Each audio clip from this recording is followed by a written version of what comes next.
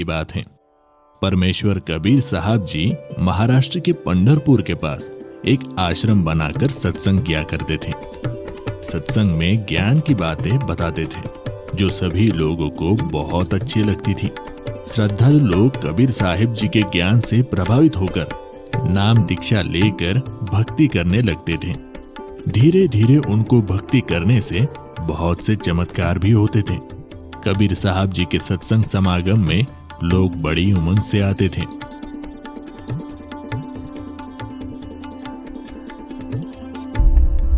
उन्हीं भक्तों में से एक भक्त का नाम रंका था।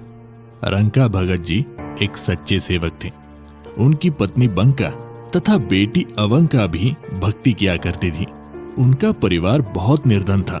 दोनों पति पत्नी जंगल से सूखी लकड़ियां तोड़कर लाते थे और उनको शहर में बेचकर अपना घर चलाते थे। उस काम में वो बहुत ही मेहनत किया करते थे।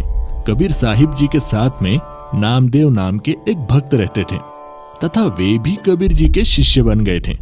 एक दिन उन्होंने अपने गुरुदेव कबीर जी से प्रार्थना की और बोले, हे गुरुदेव, आपके भगत रंका बहुत निर्धन है। ये जंगल से लकड़ियां तोड़ कर लाते हैं और उसको शहर में ले जाकर बेचते हैं। वहां से धन इनको प्राप्त होता है और उससे ये अपना गुजारा बड़ी मुश्किल से कर पाते हैं। इनका शरीर भी बहुत कमजोर हो गया है। पूरा दिन मेहनत करने में लगे रहते हैं, इसलिए भक्ति करने का समय भी बहुत ही कम मिलता है। इनको कुछ धन प्रदान कीजिए ताकि इनका निर्वाह ठीक से हो सके।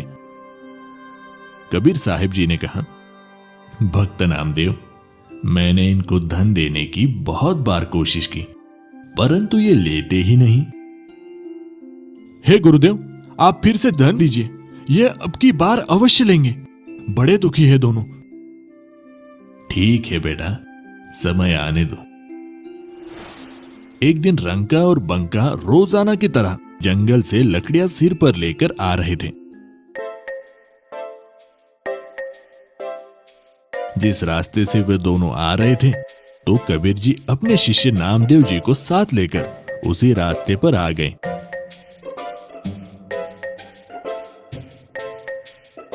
उन्होंने रास्ते के बीच में कुछ सोने चांदी के आभूषण तथा कुछ अशरफियां डाल दी और स्वयं दोनों किसी झाड़ी के पास जाकर छुप गए और उनके आने का इंतजार करने लगे।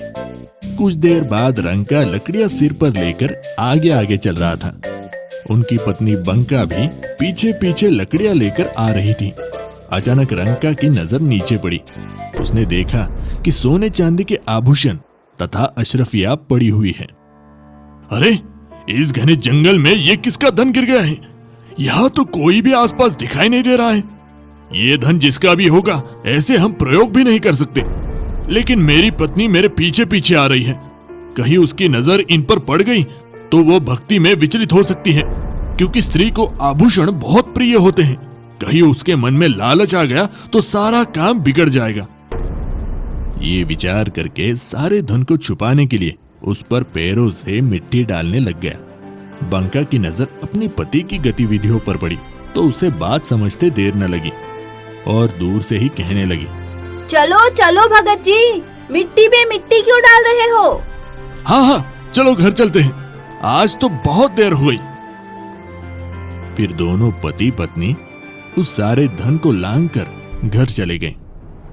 देख लो नामदेव, अब मैं क्या करूं, ये धन लेते ही नहीं। नामदेव जी को भी एहसास हो गया कि उनके लिए ये धन तो मिट्टी के समान है। वास्तव में धन तो राम नाम की भक्ति का धन होता है, जो कभी भी नष्ट नहीं होता। ये इतना निर्धन होते हुए भी भगवान के दिए में खुश थे। अपनी कोई इच्छा नहीं रखते, केवल भक्ति को आधार बनाकर अपनी जीवन यापन कर रहे हैं। ये वास्तव में परम भक्त हैं। कबीर साहिब जी कहते हैं, कबीरा सब जग निर्धना, धनवंता न कोय, धनवंता सोई जानियो, राम नाम धन होए।